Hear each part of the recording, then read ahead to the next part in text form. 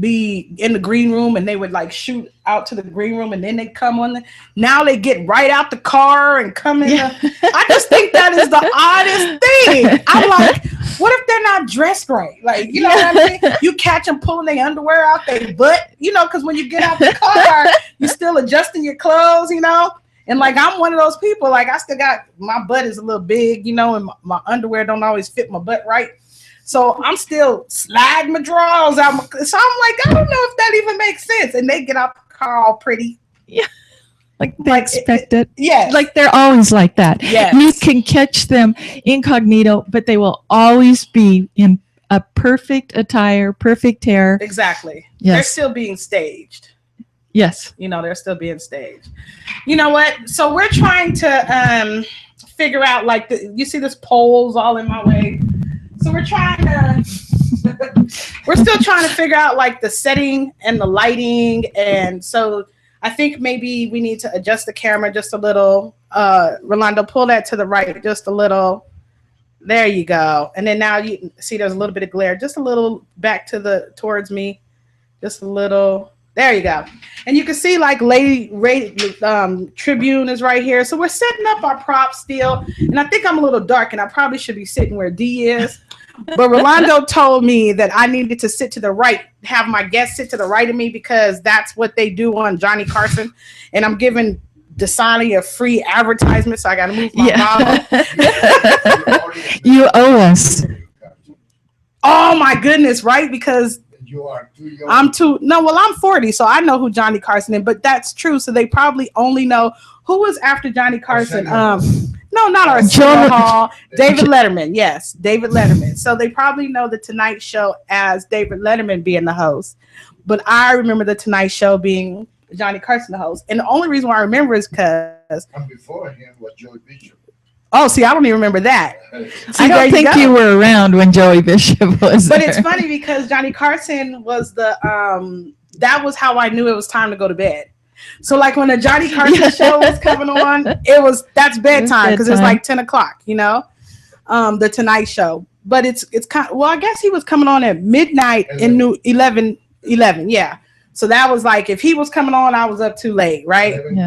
11 to 1. So if you notice, I keep having to turn this way. That's not good. That's not good. So we're probably in the middle of this morning. I'm going to shift seats.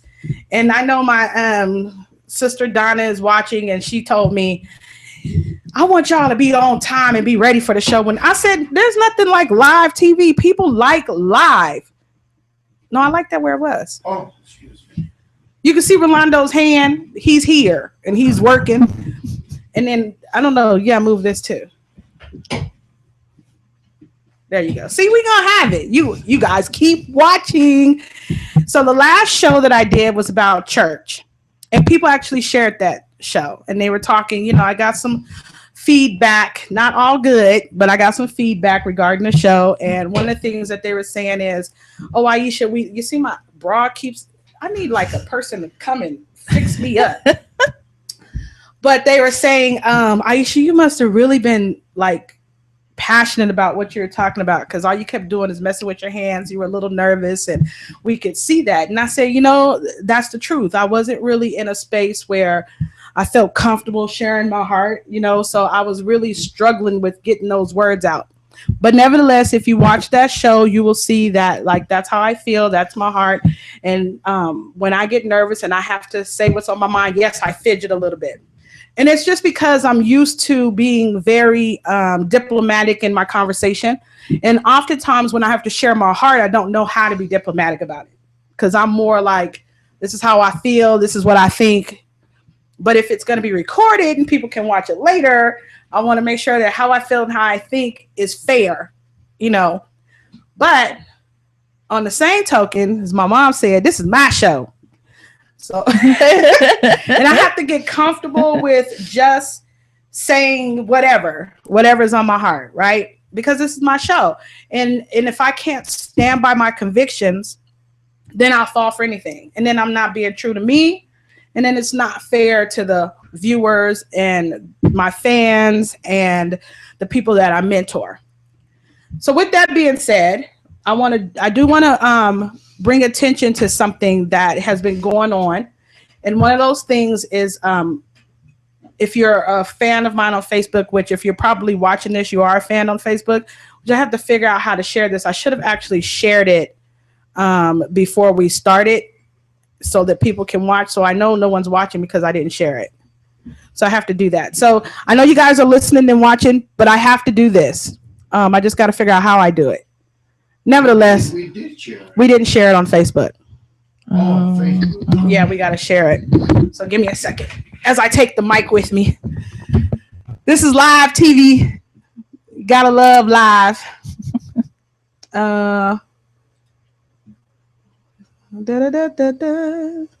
Keep talking.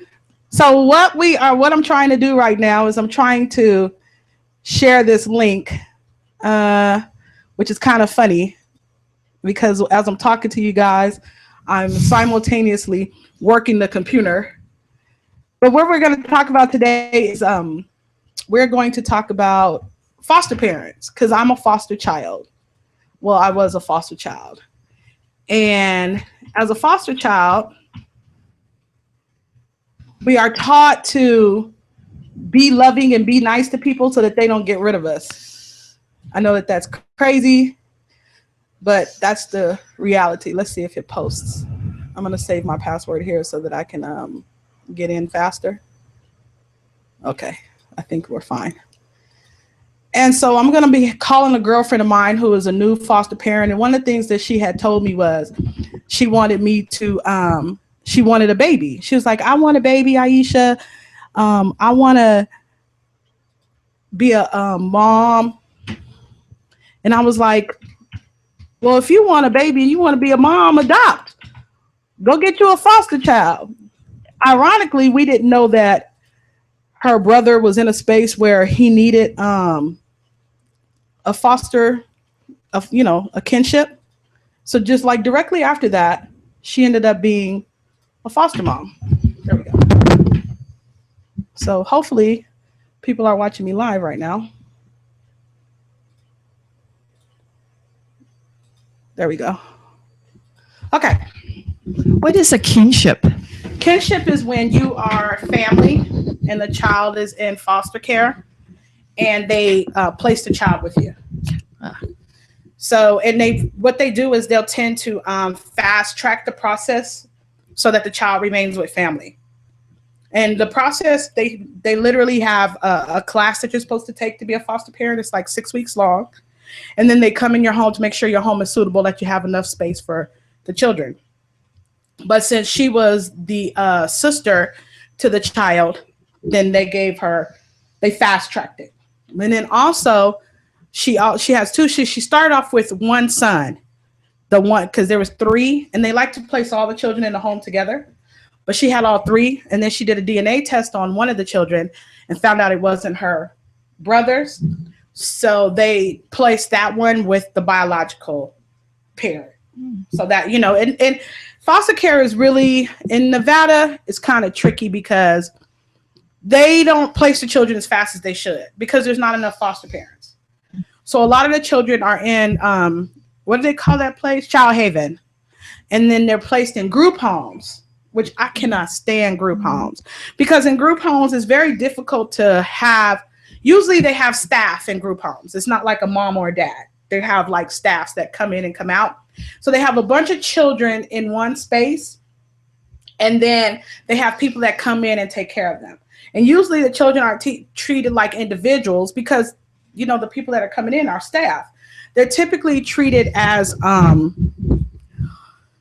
won't say as convicts because that's probably not fair, but they're treated as students. It's probably a better way to say it. And basically, they treat our children in school like they're only there for a little bit of time. So you treat them like everyone else because that's what's fair. But when this is your living arena, that you should have an individuality and you should be treated special and important. And, so that's why I don't like group homes. So we're going to call Michelle. Oh, I do want to say this. So the stuff that I said yesterday, the last show is that all of that was my heart. But I want to be clear that I love ministry and I love church. It's just it's time out for some things, and some things need to change. And I'm not ashamed to say it, although I don't want to make people think that I have all the answers. I don't. Really, what I'm doing is I'm giving the answers that I believe God has given me to give. And as I proceed, because right now I don't have a true space to move in, but as I proceed, then I know once I have clarity, then I'll put into action what's necessary. And, that's kind of where I am. So I just wanted, because some people were worried about me and they were like, you just seem like you were coming from a really dark place, because they're not used to me talking like that. And I said, well, I am kind of in a dark place because I love the church. I was raised to love the church, and not feeling comfortable to operate in the church. And it's not just my church, it's church in general. It is uncomfortable, but I'm not comfortable to operate because I haven't been given release spiritually on what my operation would be in the church. So I'm not just going to be doing anything because I know better than that.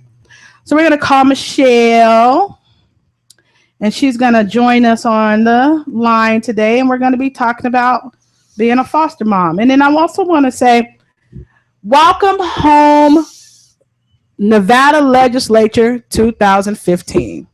What a struggle for you guys. I know, I watched all of the stuff on the news, and you see my shirt says, love your selfie.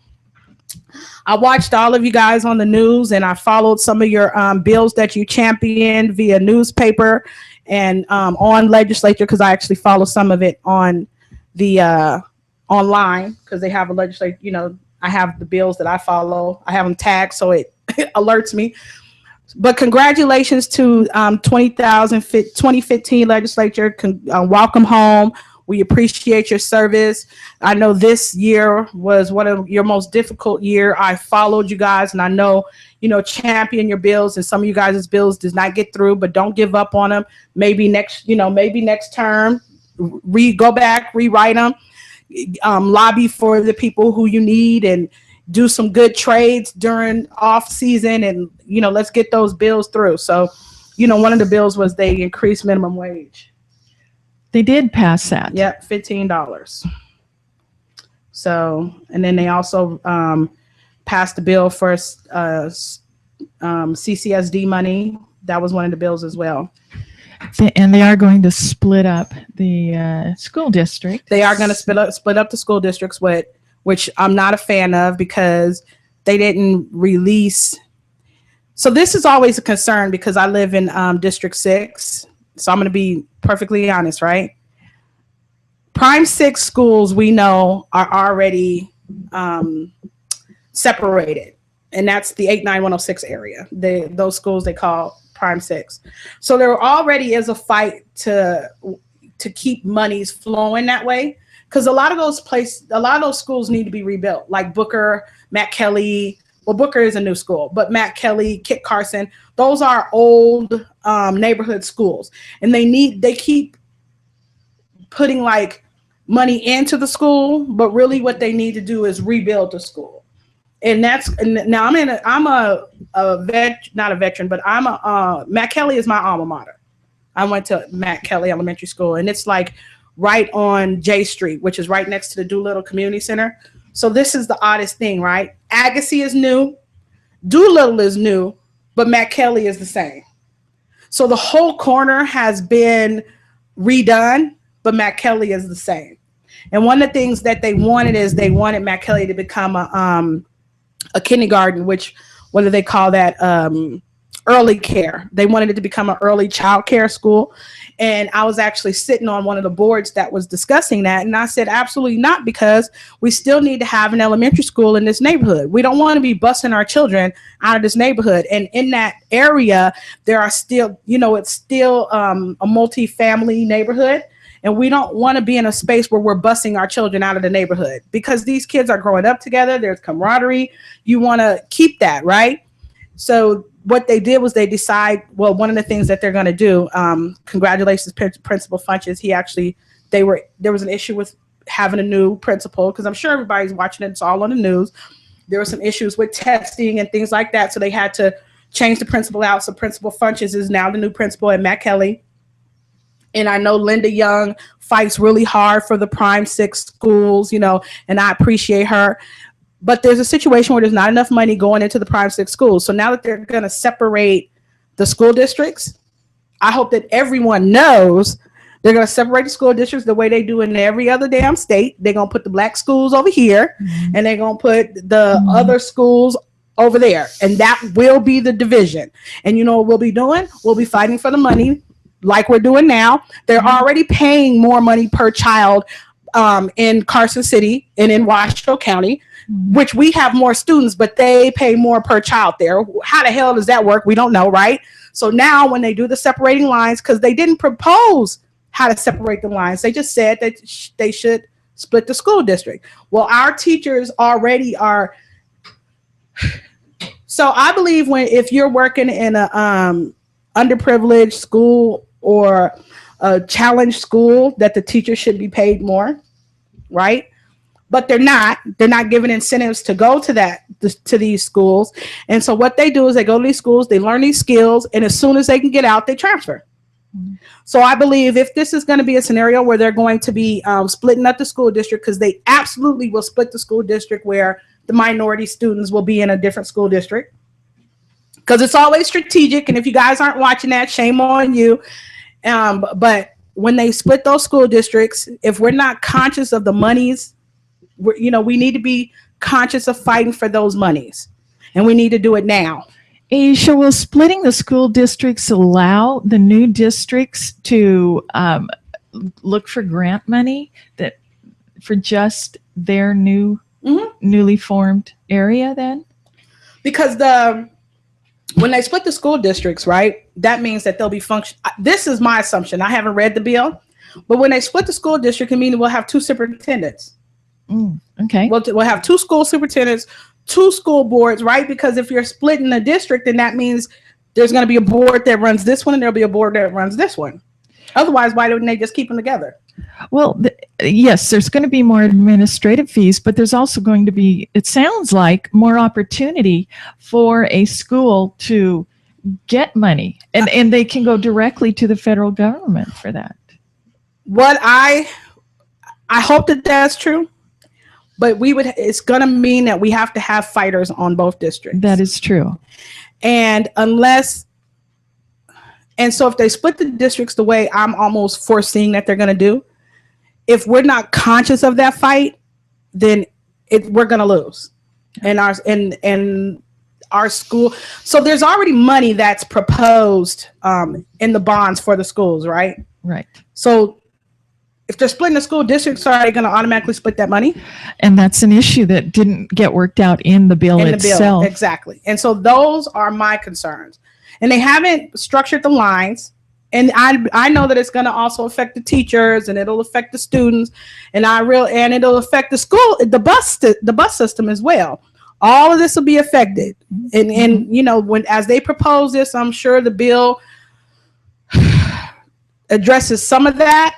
We just don't know what, and without me being clear on what it is, I don't want to talk out of ignorance, but but history, okay? So I won't even say what the bill says. History shows across the nation that when they separate the school district, that's the strategy. And I agree with you. It's zip code education. Yep. And there's got to be involvement by the parents. Yes. And when you have parents that are stressed out, holding down 2 jobs, yep, even especially a single parent home, but even in a 2-parent home, there's a lot of stress going on financially. yes, and it'll get worked out. I think over the years, things will be tweaked. But you're absolutely right. If there isn't parent involvement, even if the district didn't split, the lack of parent involvement is an issue. yes. And not because I'm sure parents don't want to be involved. It's a time. I think that also parents, because I'm a parent, my child is still in the school district, and oftentimes when I'm sitting on these boards, I go as a parent, not always as just a business owner. And when I give communicate, because I'm always sitting, it's kind of funny now that I think about it, but when I'm sitting on these boards and they're discussing these things, I'm sitting with a bunch of educators. Like, they are certified educators. masters and doctorates in education, and then there's me. So it's all these educators, right? And then there's me, and and their speech is so elaborate, and but it's all about the education system and how the system works. And for me as a parent, I don't care how the system works. I know what my child needs, and I know how to get that need met.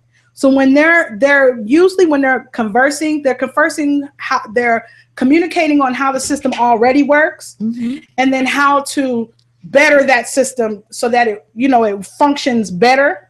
And I'm always like, bust the damn system. Yeah. Let's start new and let's put this in. Yes. It may not, and they always look at me like, what? Like I'm the crazy one. But the truth is, as a parent, we can see administration-wise what's wrong. Right? As a parent, we know what our children's needs are, not just my child, but children's needs. We know what their needs are.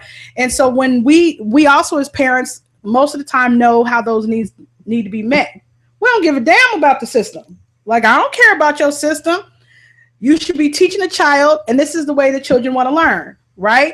Well, the system isn't set up for them to learn like that. But if we do change the system, don't shift it, change it. And of course you understand because you're very knowledgeable. PhDs in education, they're brought up in these models. What types of models are available? They study models. It's not unlike the foster care system. There are models that are taught, and it's just what a person feels is the best model for their community. Why not use common sense? Right. Why not? And I'm not saying that the education needs to be disposed of, but why not use some common sense and say, okay, maybe this model is the appropriate model for this school, but please understand that model is not all inclusive, and let's tweak it. I have seen more parents involved coming to school board meetings. When I used to go to the school board meetings, I would be the only parent there. Right. And it was real easy to talk during the 3 minutes for the parent, right, because there was nobody else talking. Right. So, but one of the things that the school district has done unjust in is saying when the school district is meeting, they don't really broadcast that enough to have parent participation. And I would have to go at 8:00 in the morning. How appropriate is that? Now, I do understand that there are meetings now, and this was back 8 years ago, but there are meetings now that are at 4 p.m. and they've even adjusted evening. Yes. Yeah. So they are being, the school board is being more sensitive to parents' work schedules, and parents are rising to the occasion and coming to school board meetings. But when I was going, it was ineffective. Right. And they're working. So I want to give kudos to the school district, right, to our superintendent. He's not doing a terrible job. It's just, it was already a lot. It's kind of like when Obama came into office, right? There was so much work already that needed to be done. So when the superintendent took over, there was so much work that already needed to be done. It's almost like he came in behind, Yes. And so he's had to make a lot of adjustments. And so I want to say that I'm surprised because he has done a good job. And he came because the last superintendent retired in the end of his last term. No, that in between was Dwight Jones, I believe. Okay. And he lasted a year? A year.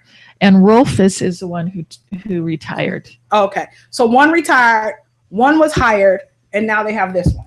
And Skorkowski, who is the current superintendent, he Dwight Jones left. Dwight Jones did not agree with policymakers, right? Legislative policymakers, state policymakers. He left. Of course, always, as a diplomat always does, left for family reasons. Right. Pat Skorkowski, yes, had an overwhelming workload. Yes. I truly agree. But the problem right now with Pat Skorkowski is he's delegating legal issues to his chief of staff who has no legal background. And there's going to be problems. That's why all these lawsuits against CCSD are rising up. Mhm. And that's the only way CCSD is going to change is through lawsuits.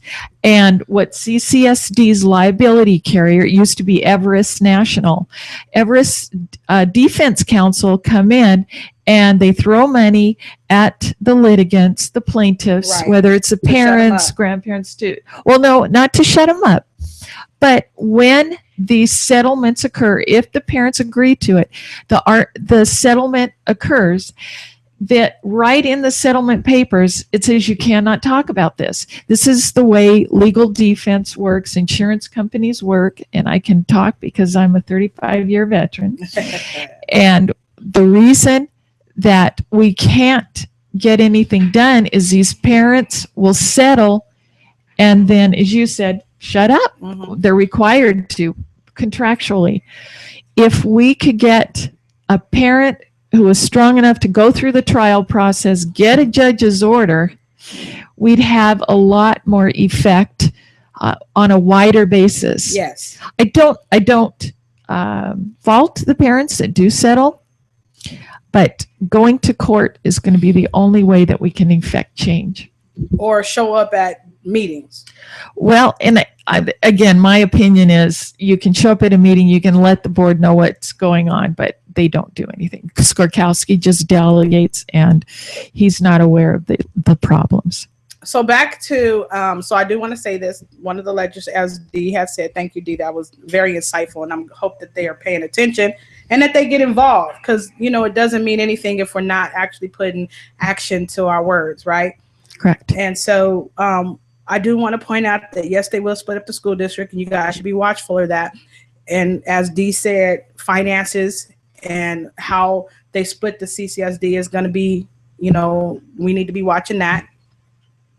And then lastly, what we need to be watching with the school district is how they, because we're ending the school year, we're going into a new school year, you want to watch how they do the timelines and all of that, because what's going to be affected is how many hours our children are in school, how, you know, how many teachers we have, don't have, how they're going to recruit new teachers. Because last year we had a huge issue with not having enough teachers. We were like 600 teachers short, which is just insane, right? So, and I know they were offering strategic packages for people. If you had BS, they would help you get certified, you know, to become a teacher. And so, and I'm sure that they've been doing some strategic things like that, but in our prime 6 schools, and I always go back to prime 6 schools because that's my neighborhood. So I want people to understand that I live in 89106. So that is my neighborhood. It directly affects me. My child is a student there. I have nieces and nephews that are students in that neighborhood. So I do want to say this. We need to be focused on these schools not getting enough funding.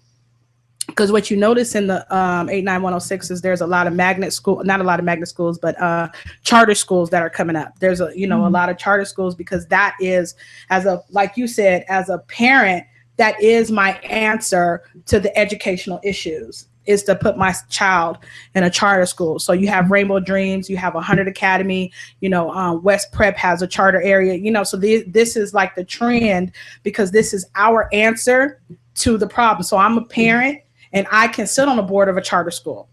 I can have direct impact on how my child is being educated in a charter school, versus in the Clark County School District, as you said, we're fighting a system that's already there, and they don't want to change the system. So in the charter schools, my son was a graduate of Rainbow Dreams, which is owned by, because it's an owner, right? So the school is owned by, I always forget her name, and I just almost said it, but it's a doctor and his wife, and they opened the school because they were in love with wanting to, you know, have a school for children. And it's a predominantly Black school, Rainbow Dreams Academy. Now it's actually Black and brown. So it's, you know, it's Latin and Black. but they teach cultural self-worth. So they teach them about being Black and about being brown and the accomplishments. And so my son came out of that being able to quote who he is and what he was and what was expected of him. And they did that because it's a charter school, and in the charter schools you have more influence. You have, and you can run that as long as they're getting a curriculum. You can introduce new ideas on how to learn. And so, they test high, but they test high because the teachers are interactive with those students. One of the fourth grade teachers, her name is Lachelle Whitmore, and she teaches, her favorite subject is science, but because it's one of her favorite subjects, she's able to be strategic in teaching them science. So she's taught them about health and wellness. She challenged them to cut Coke and Pepsi and sodas out of their diet, and to see how, and that was a science project, to see how their body was affected. Yeah. And these children changed their whole lifestyles and the way they eat and see food because of her direct science. And that's science, right? It's a direct attribute on how we live in our biological system. So she was able to do that. But in the regular programming of CCSD, they have a curriculum. They have to go by the curriculum. It's pretty cookie cutter, and that's what they teach. So I also believe that charter schools is the answer, but I just think that it's unfair, and it's a temporary answer to a dysfunctional program. That's what I feel.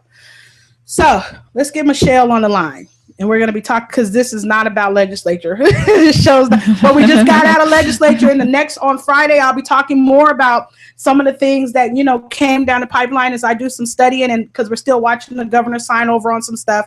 So as I watch him sign things, we'll be bringing it up more so that you guys are aware, because as they change laws, if we don't know, my dad says you have no rights if you don't know your rights. He teaches me that. He taught us that when we were growing up.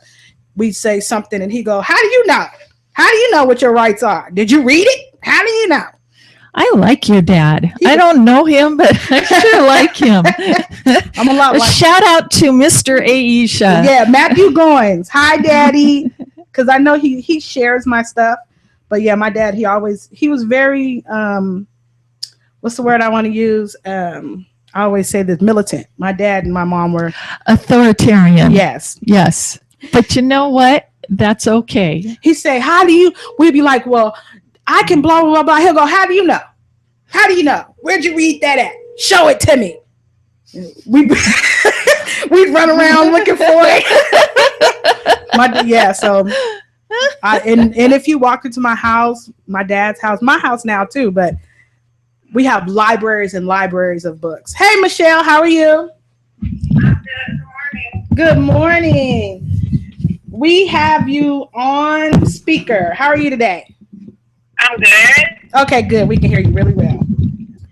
You know what? I have to, I was telling Dee and Rolando this the other day, that I try to stay away from my mic because I could hear myself breathing. I said, damn it, I'm fat. I got if I can hear myself breathing, we got a problem. Uh-oh.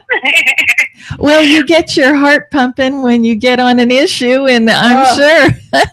And I'm walking and I'm eating right, so I'm working towards getting it down, and hopefully they'll see the incredible shrinking woman on my videos. But truth is, like, I'm heavier now than I've been in years, and but I went through some depressions. But nevertheless, good morning, Michelle Smith. We appreciate you joining us on the show today. Thank you. And so we are talking a little bit about, we were actually talking about the school district, but now we want to talk about foster care. And I know that you recently have two baby boys, beautiful boys. I'm so in love with the baby. He's like, how old is he? He is now 4 months. 4 months. Oh. He looked like he 8 months. Oh, wow. Big baby. Yeah, big. He weighs that much. big boy. Just beautiful. I just smelling him is just. And then how old is your oldest? Noah, he is 2 years old as of May 6th. 2 years old. So she is now the new mother, because her oldest is 8. How old is your biological oldest? My oldest is 24. I have one 21, and I have one that graduates next week, and she's 18, and she's out of here to the military in 3 months. Wow. So she's starting motherhood Yes, all over, right? yes. Her and her husband. And so Michelle, about a month ago, maybe 2 months ago, she was talking about having a new baby. You know, her and her husband were discussing about having a new baby. And she was like, what I need to do is I need to figure out how I can have a baby without having to have a baby. That's what she was saying, right? And I was laughing at her and I said, well, you should adopt. Get you some foster kids. The system's really easy, blah, blah. Which I have had this conversation with people. I have it often because I'm come from foster system. And I know that there are a lot of children that, you know, need new homes. And so when people tell me that's what she just said, they're saying it being funny. But I always say to them, you should become a foster mom or foster parent. You should think about that. And I am really, I guess, you know, I'm kind of persuasive. So I have been instrumental in having a few people in my life become foster parents and adopt. Because one of the things that, you know, the opportunity is, which is, you know, I'll talk about this part of the system, but one of the opportunities is if the parents don't do what the system is asking them to do, then the parental rights are terminated. And so the children become available for adoption. And then the parents that were foster parents can now become adoptive parents. But in Michelle's case, she's actually a kinship foster. They call it kinship foster. What do they call it? Kinship care, right? Yes, that's because the 2-year-old is my nephew. The 2-year-old. We just found that out. Yeah. Oh. And then so the baby is his brother. The baby is his brother. So you're Michelle, you're not are you adopting them or have you adopted them under the kinship program so the parental rights were not terminated? Yes, the parental rights are not terminated as of right now. It usually takes it can take up to they say 6 months to a year. But I've met a lot of nice people just going back and forth to visitation at CPS. There's a lady, it's been almost 2 years. So they have to wait until all the rights are suspended on both sides, the mother and the father. So it varies and it depends on what type of situation the kid is in. And originally the parents, so right now Michelle is still working with the parents for them to gain back actually one of the children to gain back parental rights. So as long as they do what the state is asking them to do, and CPS stands for Child Protective Services. So as long as they're doing what the state is asking them to do, there is a possibility for the child to be placed back with their parents. And is that your understanding, Michelle, is that you're in the kinship care program, but you may not ultimately have custody of the children? Kind of, sort of, because mine is a tricky situation because I have 3 kids with 3 different fathers, so I have 2 of them. So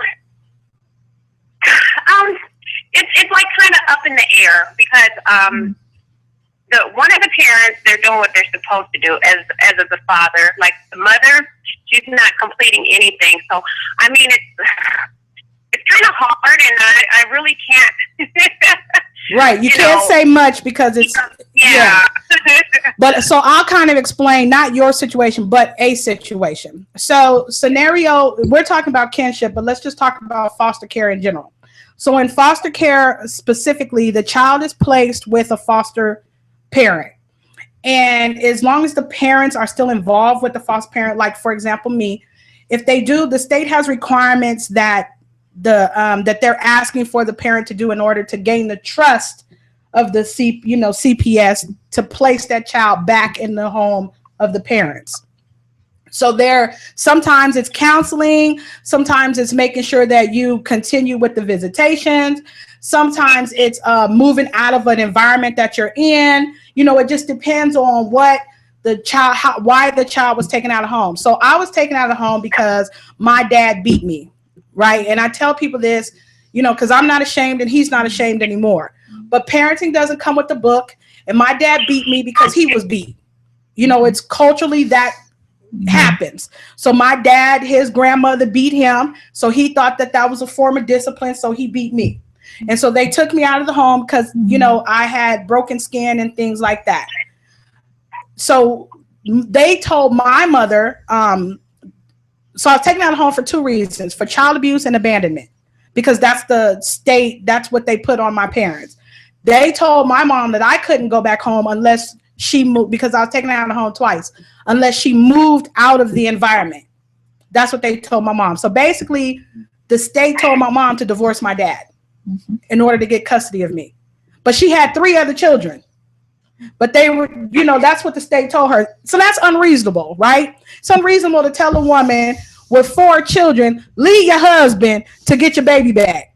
But, and that's why I have some issues with the state, right?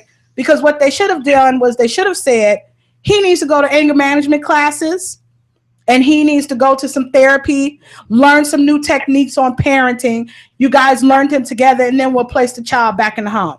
But they didn't have that, you know, mentality. Their whole thing is they thought they were protecting me, which I tell people all the time, it's very difficult to protect a child from their parents, because to that child, their parents are God. They're the only God we know. And to us, there's really nothing that they're doing that's so terrible that we can't be with our parents. And I tell people that, right? People hate to hear that, but it's the truth. So in her instance, she has 2 children by 2 different fathers, the same mother, and the fathers have to do what they have to do in order to get custody of the child, and the mother has to do what she has to do to get custody of the child. Both parental rights could be terminated, or one parental rights could be restored. So that's kind of the way the system works. The system doesn't always work towards the children. Okay? No, it's not. It's not in the best interest of the children. It doesn't always work in the best interest of the children. And then also some of the things that they're asking is just completely ridiculous. Some of it just makes sense, but some of it's ridiculous. So the reason why I brought Michelle on the line is because she's also been able to watch other people, because she goes to CPS for family visits. And one of the things that she said to me that I thought was odd, she said, you know, A'Esha, because I said, you know, there's not enough Black parents that are foster parents. So we have these young people in the foster system that are going to a different race, which I don't really, you know, parenting is parenting, but that's just my way of getting people to get into the system to, you know, foster. And she said, A'Esha, there's more white children than there are Black children. That is surprising. That's a surprising observation. I was like, what? So tell us a little bit about that, Michelle. Well, when I do go, I mean, it's kind of weird, and I mean, I shared that with you because, you know, with me, I've always seen a different side. You know, like working in the prison, and you know, people coming to visit their children and stuff like that. But every time I go, I see not even a handful, and I've been going a total of going on maybe 4.5 months now, and I don't see any African American children. Not too many of them. Very seldom. It's very low. But I see a lot of Caucasian children, and you know, that's all honestly, A'Esha, and I was just sharing that with you. That's all I see. And one of the things that she said, because I heard a man just recently said, I hope it doesn't become a trend where you see a bunch of people, like, remember how it became a trend with people having their dogs in their purse? He said, I hope it doesn't become a trend where you see white Americans with a little Black baby. Like, that's a trend, right? No. And I'm going to share that with you because we went to the park because I have to take the infant on Saturdays, and they have a thing called Donna ship, where the out-of-control parents, they're no longer allowed to do visits on CPS campus. They have to go through Metro. Right. Well, we were at the park, and me and my husband, and we're taking the 2-year-old out there. So we see this guy pull up, and I mean, nice guy. We thought maybe he was big brother, big sisters, but actually he had 2 foster children with him, and They were little white boys, and I just like, oh my God, you know what? I've always seen it in society. We usually see a lot of Caucasian family with, you know, black children and stuff like that. But in reality, we've seen a lot of, you know, black folks taking in Caucasian. I mean, which it doesn't matter, but I mean, but that's what we're used to seeing. The reason why I'm bringing it up is because because our mind sees one thing on TV, and that's the reason why I'm bringing it up. The media has a way of portraying things one way, but the truth is that may not necessarily be what's going on. Now, we know the media is great at flipping stuff, Rolando. The media is very good at exposing what they would like to be a problem, right? To make the problem even more of a problem, because that's how they get ratings. Is really the reason why they do it. What is convenient, exactly. But here we are being told that there are African American foster parents, and these African American foster parents are taking in white American children and loving them, just loving them, right?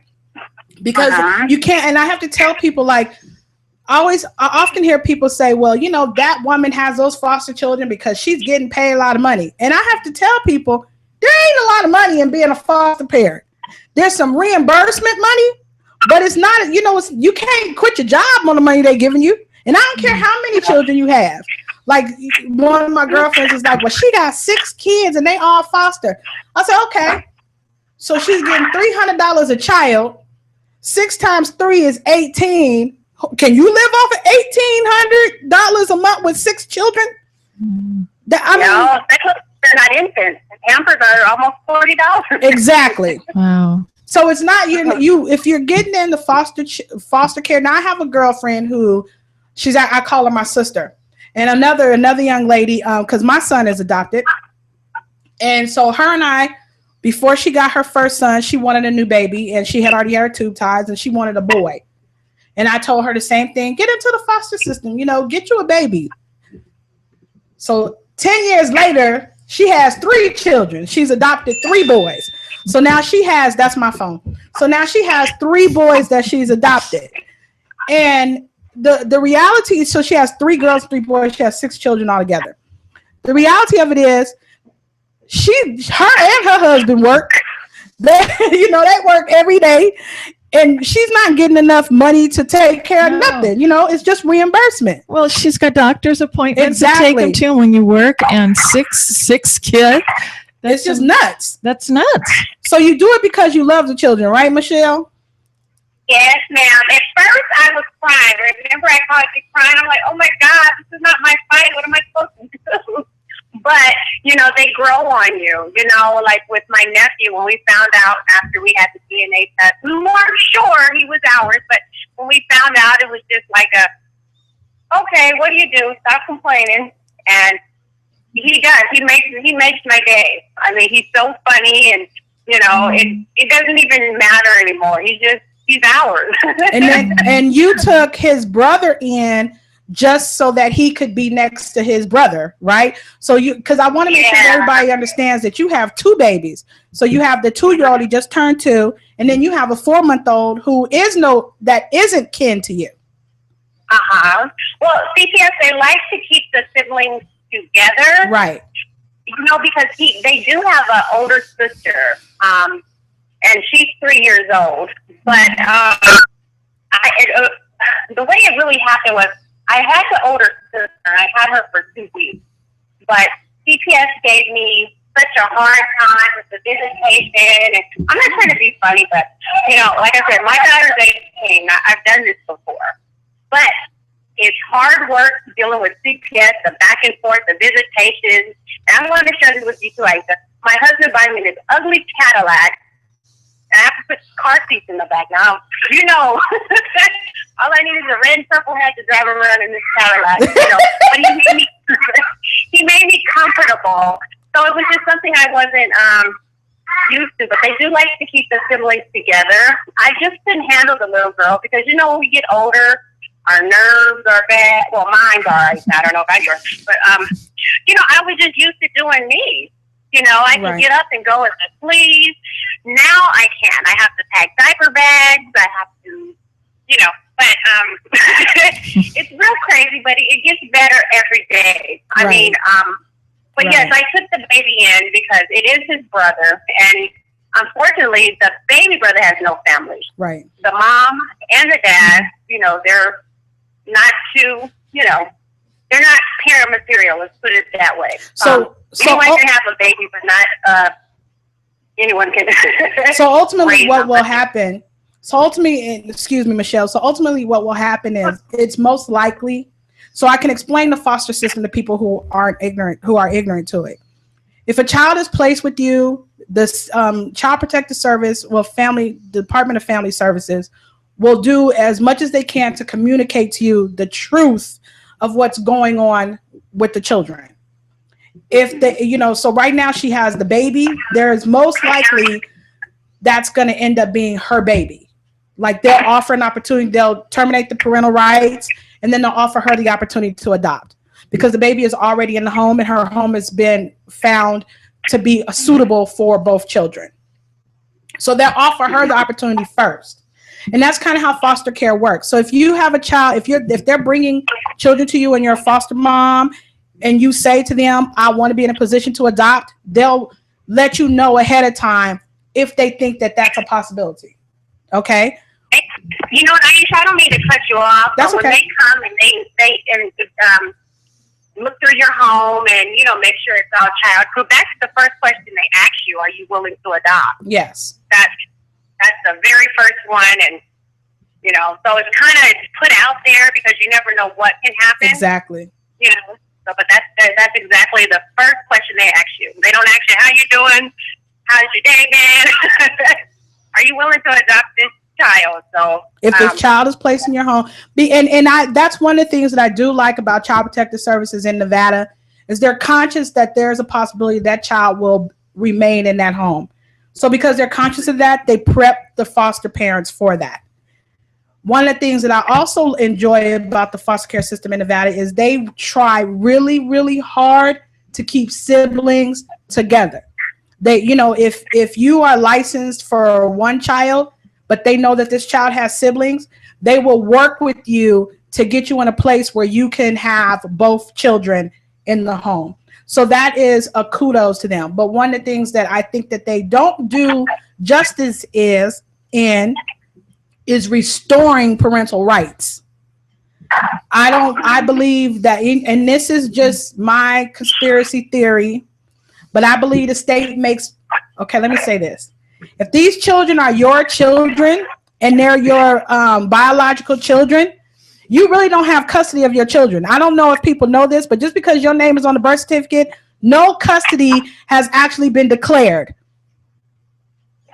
Okay, so that's number one that you guys need to know. And I know people don't know that. They're like, they my kids. The state don't give a damn about that. They look at what is in the best interest of the child. Yes. Custody of that child has not been declared unless you've been to court. So that's number one. That's why there's always custody battles over children when people get divorced or, the man wants custody of the children or, that's why. Because declaration of custody there has been no declare of custody if you have not been to court over your children. That's why it could be a battle. Anybody can fight you for custody of your kids. Anybody. So let's just be clear, right? Once the state has custody of your children, so once Child Protective Services have come into your home and the state has custody of your children, they are now custody of the state. So now you have to fight with the state to get your children back. And the state makes money off of keeping your kids. So my conspiracy theory is, and I may be wrong, but I doubt it. My conspiracy theory is they don't work in the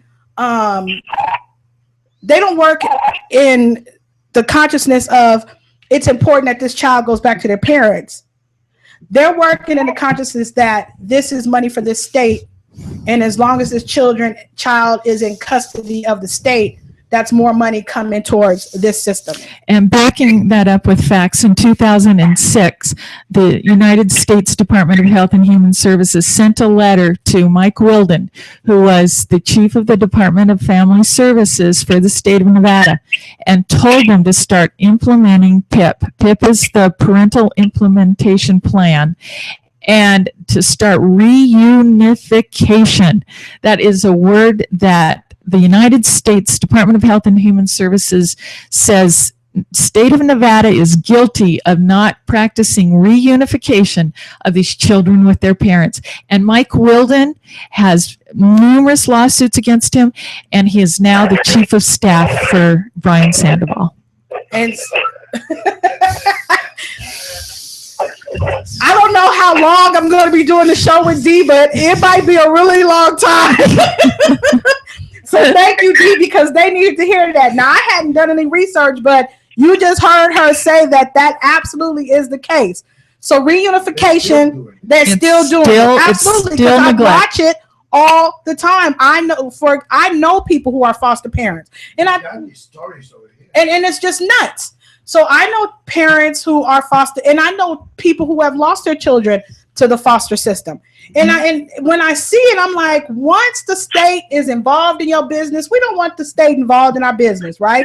But because I actually went to gain custody of my son, I did not go through the state because I didn't want them in my business. I ain't give a damn about that money. I don't want you helping me raise my child. So, and even when I started working with CPS, they wanted me to declare my son Child Protective Services so that I could get funds to help me take care of my child. I said, kiss my ass. I do not want you in my business. This is my child. I know what it's like. I had to actually be emancipated from the system in order to be declared my own person. Yeah, but that's when you doing it for the right reason. Right. When you're doing it for the money, that's when you want the state to be part of you. Right? But so oftentimes you need help. So for example, Michelle is a new parent of a 4-month-old. Okay.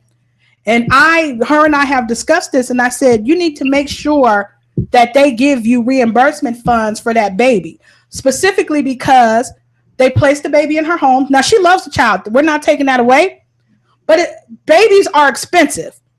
So she just told me the other day that she got WIC, right? She just bought 10 cans of Similac. You know how much Similac is for one can? Similac is so expensive that in some grocery stores, instead of having liquor locked up in the cabinets, they have Similac locked up in the cabinets. Wow. So that, you know what I mean? So that just goes to show how expensive taking care of a baby is. Wow. So, in some instances, yes, you do need to get the state involved because you need reimbursement. Diapers alone, when you go to baby showers, they're giving like all these gifts. I always give diapers because I don't give a damn how many diapers you have. You never have enough diapers. Yeah. So, Michelle, we appreciate you being on the show. Thank you, Michelle. Thank you. And Thank you. And being so candid about the information. And I just want to say this again.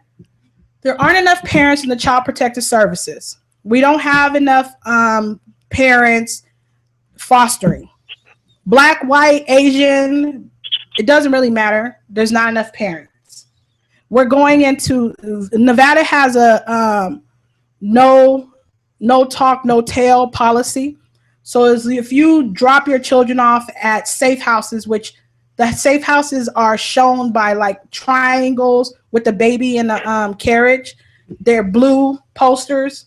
So if you see the blue poster and you see the baby on the blue poster, that's the mark of a safe house. So you can, in this state, because we're going into the summer, so it's about to start happening, there's an influx of children during the summertime of people dropping their children off at fire departments and police houses because Nevada has a no talk, no tell policy when it comes to, leaving your children, abandoning your children.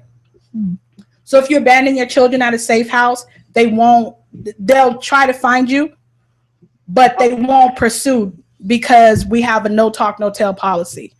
So in the summer, and you'll see that this, you can Google this is factual. In the summer, there's an influx of children that are abandoned. So this is the time that you want to be a foster parent. The next show, I'll make sure that I give you the information on the next class, even if it means that I have to find a place to have the class. It's a 6-week course. It's really not that difficult.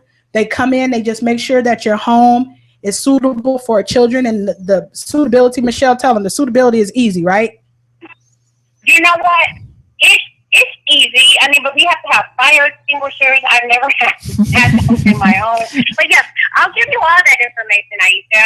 I'll pass everything to you. But it's not that difficult. It's really about the kids. Who cares about stuff? Who cares about what it takes? It's about the children. Yes. Yeah. And the program to get the kids has got to be easier than birthing them. Mm-hmm. Oh, yeah. Michelle, we appreciate you being on the show. I'm A'Esha Goins, and this is Dee, and you have been listening to Life of a Daughter. I will be back here Friday morning at 8 a.m., and I look forward to you joining me. Thank you, Dee. Thank you. We'll talk to you soon. You too, Michelle. Bye-bye. Bye-bye.